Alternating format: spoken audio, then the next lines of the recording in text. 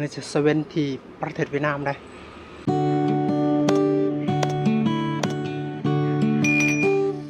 กับสบายดีพี่น้องและ FC เมื่อสุคนบอกว่า FC ทางฝั่งไทยฝั่งลาวและ FC ต่างประเทศหรือว่า FC เวียดนามหรือว่าทุกที่ทุกบอลนะที่ได้เข้ามาติดตามรับชมเป็นกำลังใจแก่เบาเต็มนะทุกคนนะการสำหรับ EP นี้ก็เป็น EP ที่เราอยากจะออกเดินทางไปสู่ประเทศเวียดนามนะทุกคนเราก็อยากอัปเดตในการเดินทางและไปซื้อเครื่องไปแปลงรถนะทุกคนนะเดี๋ยวนี้เรายังอยู่กลางทางอยู่ขัวห้วยตาเรียบนะอันนี้จะเป็นขัวห้วยตาเรียบที่ชาวบ้านหลายหมู่บ้านที่เขาเจ้าใช้ชีวิตหรือว่าพระพรให้แก่ห้วยอันนี้นะจากห้วยอันนี้นะทุกคนโอ้มีป่าลายนะทุกคนเลยอยู่ลุมนะจะมีป่าแต่มีหลายหมู่บ้านที่เขาเจ้าตั้งตามห้วยอันนี้นะทุกคนไปพูนนะแต่ว่าอยู่ทั้งนี้กะมันเปื้อนหลายแต่ว่าชาวบ้านที่อาศัยอยู่ลุมนี่เขาเจ้าก็ทั้งอาบทั้งกินได้นี่ห้วยนี่นะทุกคนและไปติดจอดเซโปนเลยนะทุกคนแต่นี้ไปหาเซโปนน่ะจะประมาณ2 ลักถึงจะฮอดเซโปนนะห้วยนี่ได้ในการออกเดินทางไปสู่ประเทศเวียดนามเราก็ต้องมีหมวกอันนี้เลยทุกคนนี่หมวกอันนี้จะเป็นรถของเฮาเลยเดี๋ยวนี้เฮาไปขายก็คือเปลือกไม้บงนะทุกคนอันนี้จะเป็นเปลือกไม้บงน่าจะประมาณ60 โลแล้วจะมีตุกน้ำสะอาดเฮาเก็บได้นะเพราะว่าคนเวียดเขาเจาะซื้อได้โลก็ประมาณ 3,000-4,000 นี่แหละทุกคนอย่างมันก็ซื้ออันนี้ก็จะเป็นเล็กเศษหรือล่ะฟองเบียร์นะแล้วเราก็อยากจะไปแปลงจักปั่นหรือว่าจักซีเข้านะทุกคนนี่มันเพลแล้วและจะมีการแปลงรถอีกนะก็อัปเดตให้ทุกคนก็ได้เบิ่งได้ชมนำกันนะเพราะว่ามีบาง FC ก็คอมเมนต์ว่าโอ้เบาเติมพาไปเวียดแน่นะตามมื้อนี้เขาก็อยากจะพาไปเวียดเลยทุกคนไปพูดภาษาเวียดเลยได้บ่ได้กะลองฟังน้ำกันเลยเอาไปทุกคนไปน้ำกันเลย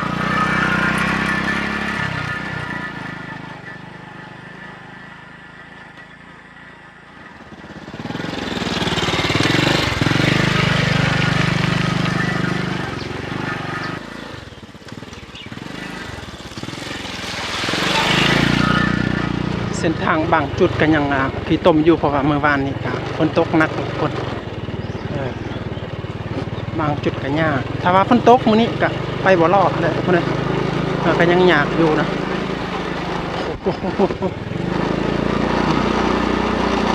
เราก็ต้องค่อยๆไปค่อยๆมาแหละเส้นทางนี้ที่เรากะเข้าสู่หมู่บ้านของเขาแหละทุกคนก็คือที่ประเทศเวียดนามเลยอันนี้เส้นทางนี่เส้นทางที่พระเจ้าไปให้ไปสวนนะพระเจ้าปูเบตงมัดเพื่อสะดวกสบายอันชาวบ้านของพระเจ้าหรือว่าประชาชนของพระเจ้าไปให้ไปสวนนะ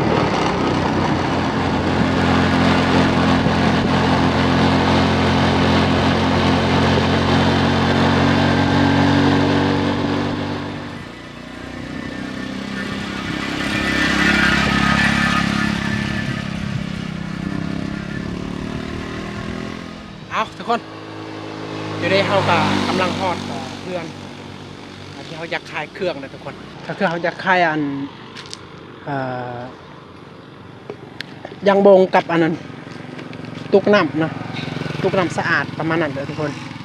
และปองเบียร์เพราะว่าอยากลงลุ่มแน่แต่ว่ามันไก่หลายอยู่อันแค่สันหรือเราบ่าวมันไก่หลายแล้วเขาขายอยู่นี่แล้วเขากำลังเข้าไปบางอย่างเขาก็ซื้ออันนั้นกระทิงแดงของคนไทยนะอ้อยได้หมดหลังไหมไม่ลำงั้นได้ละหมด1 ปองนี่15,000 เงินดงได้แถวขายอยู่นี่นะเนี่ยว่าอ้วงเฮ็ดทิทะกันนี่แหละคงจะเตี้ยนฮะอ้วงเฮ็ดทิทะกันนี่แหละคงจะเตี้ยนในเฮาเว้าหยอกเพิ่นนะทุกคน เพราะว่าเพิ่นขายกระป๋อง15,000แหละเฮาก็กินตัวนี้แหละมาปะอันนี้ก็เฮาบ่ให้เงินแบบนั้นนะแท้จริงก็มันบ่ได้นะไม่ดงโจไม่ดงโจโอ้สินเจ้าเสี่ยวอืมไม่เลยเนี่ยไม่ได้ตัวเราไม่บ่ได้มึงเมียมึง มาไม่วนมือห้อง hả ไม่วนไปเลย không 13 năm ไปบ้านน้ำอ่ะ kẹo áo lắm ไปบ้านน้ำติดกันล้วน đến luôn đi นะครับเพิ่นซื้อโล 13,500เงินกีบเงินดงได้เอ้าพอดีเดี๋ยวนี้เฮาก็ตกลงกันแหละทุกคนเพิ่นซื้อ13,500นะเฮาก็ยินดีเดี๋ยวเฮาก็จะแกะตัวนี้แหละมาขายเครื่องอยู่นี่ก่อนนะทุกคนเพราะว่าอยู่นี่เป็นจุดที่เขาจะขายเครื่องนะบางสินค้าก็จะเป็นสินค้าของพี่น้องคนไทยนะเขาขายอยู่นี่นะโอเค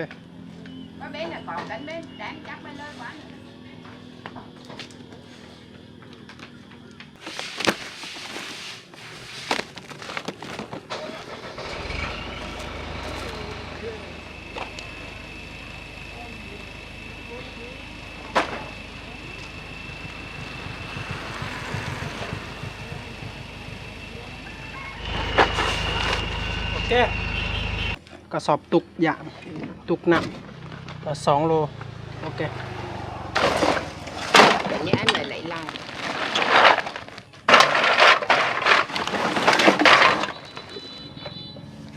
กันตาม cân rưỡi mấy cân tá em ngồi qua đây này em ngồi qua đây này chú sửa cái mãi cho em ngồi nghiêng được cái thấy không กันเรื่อยกัน đó เรื่อย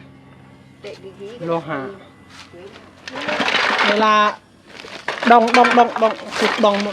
งได้ละดองได้อันนี้ละดอง có nhựa dẻo nhựa dạ rồi đây rồi đó đấy chưa cái hòn lại vậy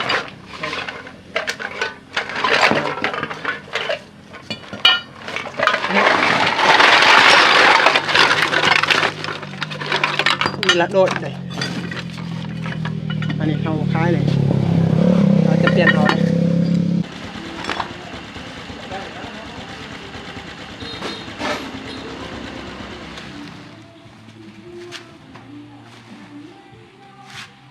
นำไปตามกัน dạ โอเค58 โล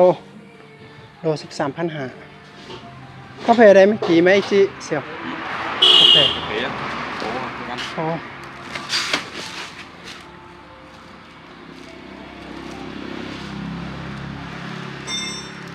mua hồ mua đi gần 30 đó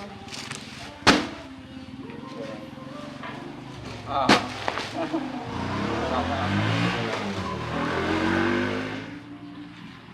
chữa cố mày này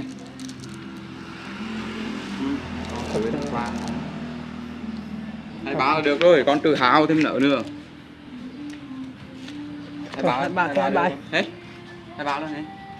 เป็นเงินสำหรับกาแฟดีนี่ครับกะโล25,000 23,000เลยครับว่าอยู่รวมกะมันหลายกว่านี้แต่ว่าเฮามันไก่ลายกันเลยเฮาก็ขาดอยู่นี่เลยนะนี่แหละนี่จุดที่เฮาขายเครื่องเวลาเฮามีสินค้าอย่างต่างๆบางเทื่อเฮาก็จะลงอยู่แค่เซนไปขายอยู่พุ่นจินรำใบเมื่อยใบเมื่อยบางงานเราคง ok lọ โอเคทุกคนสินค้ากาแฟกับยางโบงกับประมาณนี้เลยทุกคนอันนี้มีอะไรบ้างเสียอันนั้นรีวิวก่อนอันนี้จะใบ500,000เงินดงเลยถ้าเป็น500,000เงินบาทนี่ก็รวยเลยเนาะนี่ก็ใบ200,000 200,000เงินดงนี่มีหอด500,000เลยทุกคน1,000 2,000 5,000 10,000 20,000 50 100,000 200,000 500,000กับประมาณนั้นแหละทุกคนนี่ใบ100,000นี่ใบ20,000นี่จะใบ50นะรวมมูลค่าที่เขาขายในมินิกันกับประมาณ1,000 กว่าบาทนะมูลค่าสินค้าของเขาประมาณ1,000 กว่าบาทนะโอเคเราก็ยังไปเอาเครื่องอยู่คุณอีกไปเอาเงินอยู่นั่น vừa mà đôi nửa chứ ở trong bảo hiểm cứ tẹt cho ta tặng kìa mà ทุกอย่าง mà ở cái tạ nó bảo hiểm đong bệnh thẻ căn cước chẳng ấy เล็กนี่สิบห้า mà dọc tự 9,000 khai kỳ lứt ngày tháng chỉnh และลองเบียร์กระป๋องเบียร์นี่ก็98,000 รวมกับ113,000 เงินดอง mày qua thì mình tạ lứt ถ้าเป็น100,000 เงิน 13,000 เงินบาทนี่ก็ của mày mày có tạ tới พอใส่อยู่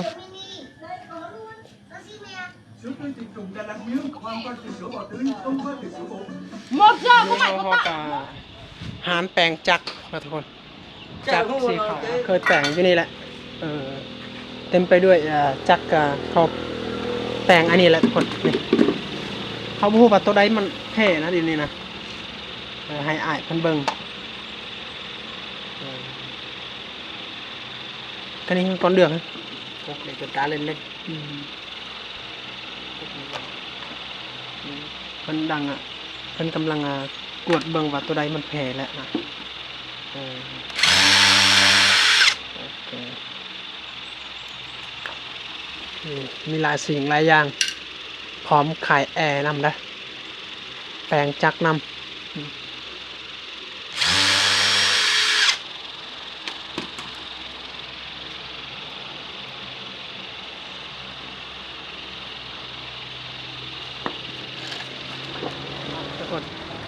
เดี๋ยวนี้เราอยู่ที่ต้นหล่องนะเราไปแปลงรถจักรและแปลงมอเตอร์นะแต่ว่าแปลงบ่ได้นี่มันแพงมากแล้วมันใหม่แล้วทุกคนมันจะเขาแปลงบ่ได้เขาก็เอากลับและอยากขายอะไรไปนี่เดี๋ยวนี้นะแต่ว่าเดี๋ยวนี้เขากำลังอยากเข้าหานอยากกินข้าวนะทุกคนนี่กินข้าวฟังเดี๋ยวนี้จะมีหานจะมีการเฮ็ดอาหารการกินนี่ยังต่างๆประมาณนี้แหละทุกคนลำเกิมนี่จะมีอาหารเป็นเฮ็ดหลากหลายเอากินข้าวก่อนเพราะว่าแล้วกินข้าวจะกลับนะโอ้บ่มีน้ำอีกอย่างมีแต่น้ำโอเครีวิวจะมีอาหารหลายสิ่งหลายอย่างเมนู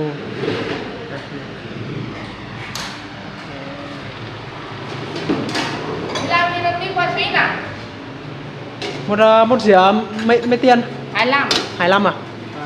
25 nhưng đi quay đấy เป็นเสียให้ลำเงินนะให้ลำมาก็ให้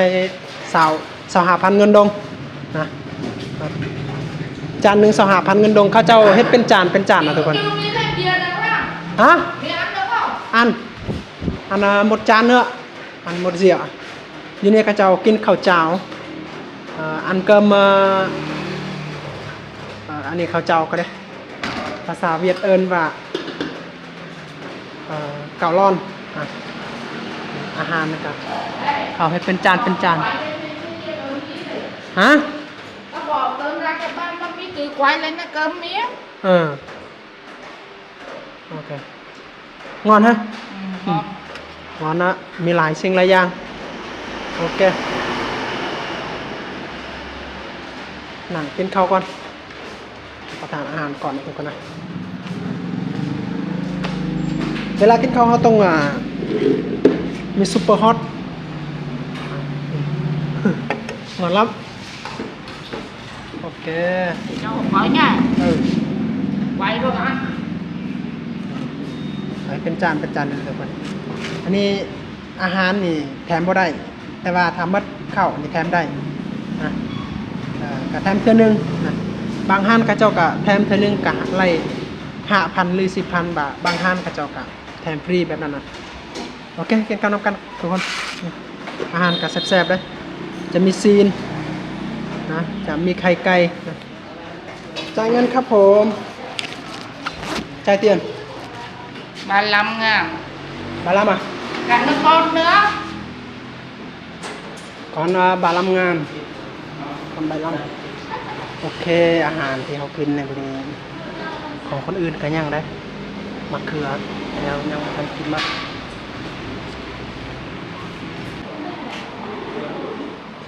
โอเค 10,000 50,000 10,000 50,000 5,000โอเคกินข้าวเรียบร้อยเขาอยากกลับแล้วเดี๋ยวนี้พักนั้นก็จะเป็นตลาดเลยตลาดข้าวขายเครื่องอาหารการกินยังต่างๆประมาณนั้นพักนั้นแหละแต่พูนก็ออกประเทศเวียดนามไปออกมาแสดงเราเบาเลยนะพูนก็ไปขึ้นเมืองสมุยนะทุกคนนะกลับบ้านเฮากับแม่นทางนี้ของในเซเว่นเสื้อมัวกันเป็นรัง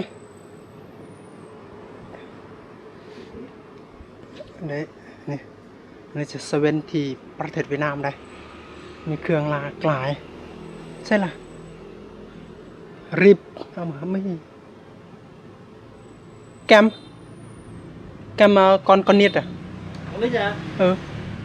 Giống như YouTuber. Ừ. Con nít PS hay là loại H? Loại PS nữa được. Ok nè. Hết rồi. Loại khác hay nó không một chút được không? Lấy nhỏ nhỏ không con? Cái này ở trong nó nhỏ mà. Ừ. Cái vỏ hơi to và ở trong nó nhỏ. Cái này mới. Cái đó 35.000. Đây là con Ừ, của con nít luôn. 25.000 còn lại là hai cái. Ok. Ăn 35.000. Ăn 30. Thì đổi vị cho nó nè, một cái vàng, một cái đỏ. Ok. 35 phải đi 70. Nè. มีอุปกรณ์เอาอันนี้ก่อน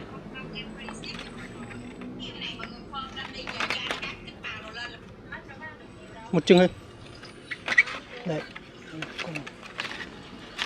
พอดีโอ้นี่ให้ซื้อให้เด็กหน่อยนะ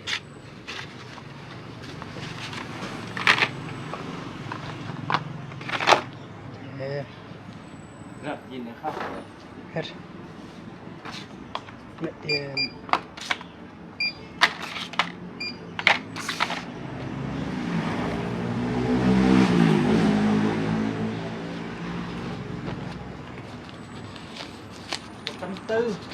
จำตือ200,000 140,000มันดง